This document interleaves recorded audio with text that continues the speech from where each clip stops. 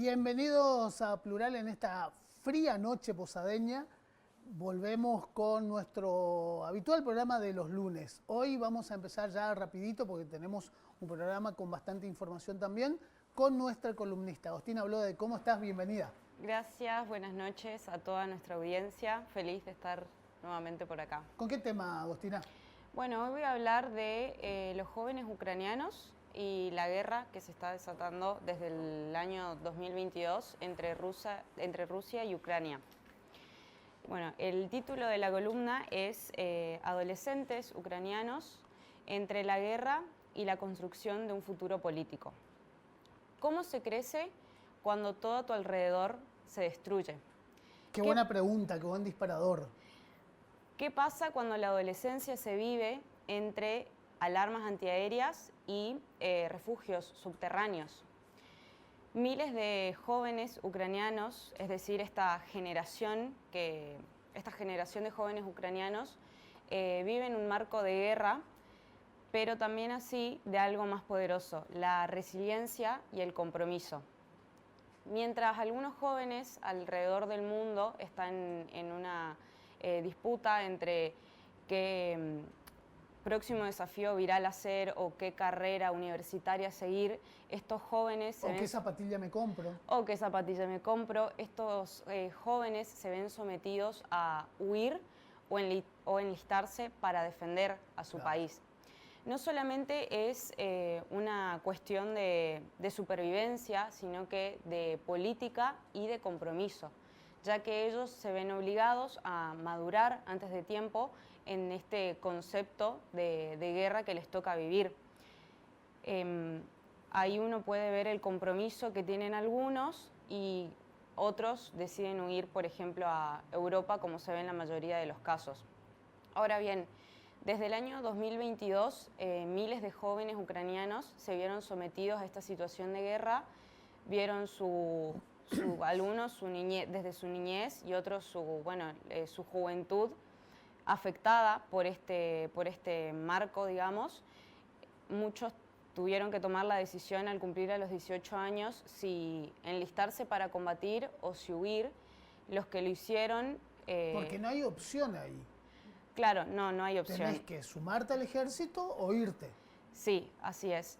Si bien muchos de estos jóvenes huyeron, también he leído muchas entrevistas y artículos que se hicieron en los cuales estas personas que decidieron huir volvieron después de un determinado tiempo para ser voluntarios y brindar educación a los que no tuvieron la posibilidad, porque no nos olvidemos que una vez que se inicia esta guerra se ve interrumpida la educación.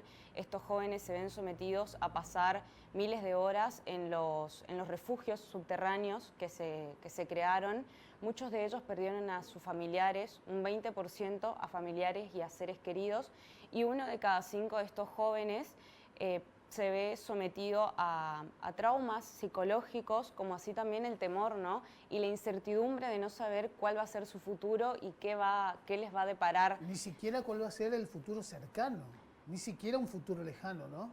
Totalmente, es una incertidumbre constante, pero lo que es notable, digamos, y el llamado a la reflexión a lo largo de esta columna, es cómo ellos, a pesar de esta situación que les toca vivir, deciden confrontarlo, deciden no rendirse y deciden tener esa resiliencia, que es, a pesar de las vicisitudes que viven, de los obstáculos que se van presentando, muchos después de perder seres queridos, en vez de rendirse, abandonar el país, deciden no huir y defenderlo, o volver para ayudar y ver cómo se puede aportar para construir un país en el cual ellos se sientan a gusto, orgullosos, y sobre todo es una manera de ejercer la política a tan corta edad, digamos, claro, en esta juventud.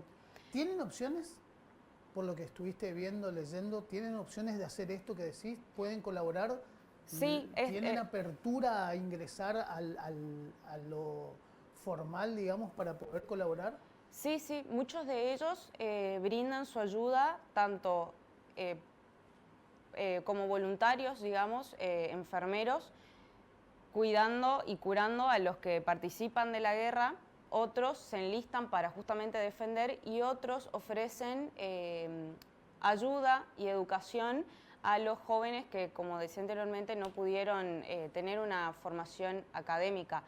No les está prohibido hacer este tipo de cosas en comparación a Rusia, que sí es más estricto y autoritario. Por eso el enfoque, digamos, de esto es que ellos construyen, y por eso al inicio decía, entre la guerra y la construcción de un futuro político. Justamente porque en Ucrania no tienen nada de este tipo de cosas prohibidas, digamos, no son sometidos a seguir un ideal. Claro, no son excluidos en el sentido de, por pensar distinto o querer defender su país, no son reprimidos, no hay este autoritarismo, sino que es un país que está progresando en ese sentido democráticamente. ¿Sabes por qué te hacía esa pregunta? Aquí hay una trampita generacional. Por los chicos de Malvinas, por los soldados de Malvinas. Ellos eran chicos de esa edad, 18 a 24 o 25 años, adolescentes o jóvenes de la primera edad, y después de la guerra fueron excluidos, fueron sacados del sistema, fueron ocultados, y hubo mucha depresión, mucho suicidio, mucha enfermedad, mucha afección de salud mental. Por eso mientras ibas hilando tu columna me quedé pensando en la diferencia, ¿no? Acá sí fueron ocultados. Claro, sí, totalmente. Bueno, en este caso, como lo decía anteriormente, ellos justamente tienen esta resiliencia porque esperan que en un futuro, el futuro sea mejor y construir una política y un país mejor en el cual esta guerra se termine, ¿no?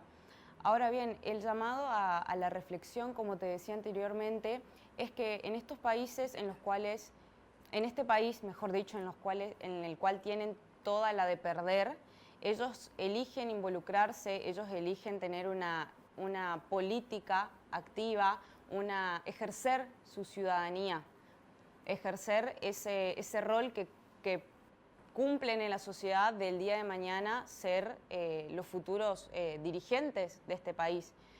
También, si nos ponemos a hacer una comparación, por ejemplo, en Argentina y en América Latina, también sufrimos de violencia, de discriminación, y es un llamado a que, más allá de estas injusticias que se nos presentan en el día a día, no perder esa esperanza, no sentirnos incapaces de poder transformar el futuro, ya que nosotros, digo nosotros por los jóvenes, somos los transformadores de nuestro futuro, y justamente involucrándonos de esta manera en la política y siguiendo el ejemplo de estos chicos que vos te pones a pensar y decís, bueno, mi país está en guerra, me voy, huyo, agarro mi mochila cargada de sueños, perdí a mis familiares, ¿qué más tengo que hacer? En cambio, ellos no, deciden seguir defendiendo sus ideales, sus principios y sus convicciones, y luchar por el país que ellos quieren y creen que merecen. En un mundo en guerra, en este momento, justamente ahora Estados Unidos, Irán, Israel, Palestina. De hecho, al final del programa vamos a hablar de los discursos de odio que se construyen justamente entre Israel y Palestina. Me parece muy importante el tema, me parece que es un tema para hablar, pero te pregunto a vos, ¿por qué lo tomaste? ¿Por qué lo rescataste? Justamente, o sea, ¿qué te llamó la atención como para traerlo hoy a la columna? Justamente porque había leído varios testimonios de chicos ucranianos que, como te decía, más allá de la situación que estaba pasando su país, decidían seguir luchando y peleando por sus derechos, por la paz para su país. Y siento que muchas veces nosotros los jóvenes, ante la mínima, por decirlo así, cuando las cosas no salen como queremos, ante la mínima situación, decidimos abandonar todo. Huir ante la adversidad. Huir ante la adversidad, así es. Como que estamos muy acostumbrados a que, bueno, cuando las cosas no salen como queremos, claro, nos rendimos. Y siento que al día de hoy, y también veo, de acuerdo a la lectura que hago en el día a día, deberíamos hacer todo lo contrario. Cuando algo nos disgusta, no ser esos jóvenes críticos que lo único que hacen es quejarse de si hay algo que no les gusta, sobre todo en el ámbito político, Claro. porque lo leo mucho, lo veo mucho, también formo parte de eso, y todo el tiempo es fácil siempre criticar, pero como creo que lo vengo recalcando desde que inicié. Militantes de teclados. Claro, militante de teclado, sí. Como lo vengo viviendo y lo vengo diciendo desde el inicio de las columnas, si vos querés cambiar algo, te tenés que involucrar. Y los caminos no van a ser fáciles porque la vida no es fácil y uno va aprendiendo en el día a día, pero justamente creo que, a diferencia de los otros países, nosotros tenemos un país en democracia, tenemos libertad de expresión y no lo aprovechamos como deberíamos. Sin embargo, se ven, digamos, en las redes, como vos decías anteriormente, militantes del teclado, sí, mucho odio, muchas críticas, mucho mal, digamos. Mucho bardeo innecesario. ¿no es Mucho cierto? bardeo innecesario y en cambio, en vez de gastar, digamos, energía en esas cosas, involucrate, fíjate vos desde el lugar que ocupás como Aportá. joven. Hace aportes, aportar. Claro, aportar y sobre todo el poder de decisión que tenemos nosotros como ciudadanos. La verdad que me llamó mucho la atención el bajo porcentaje de personas acá en la provincia de Misiones que no fueron a votar, cuando es un derecho. Y una obligación. Y una obligación, claro, por sobre todas las cosas. Pero lo que voy es que en otros países no tienen el derecho a elegir, no tienen el derecho a poder tomar esa decisión de, sin ir más lejos, quién va a gobernar. No tienen el derecho a opinar siquiera. Y siento que somos unos privilegiados por poder tomar esas decisiones, por poder elegir. Muchas veces capaz no va a ganar la persona que nosotros queremos, pero eso no significa que tengamos que bajar los brazos y sobre todo rescatar y retomar esto de los jóvenes ucranianos que plantaron la bandera de la palabra resiliencia y de más allá de las adversidades, seguir luchando por lo que queremos y defendiendo nuestros ideales. Agustina, muchísimas gracias. Muchas gracias.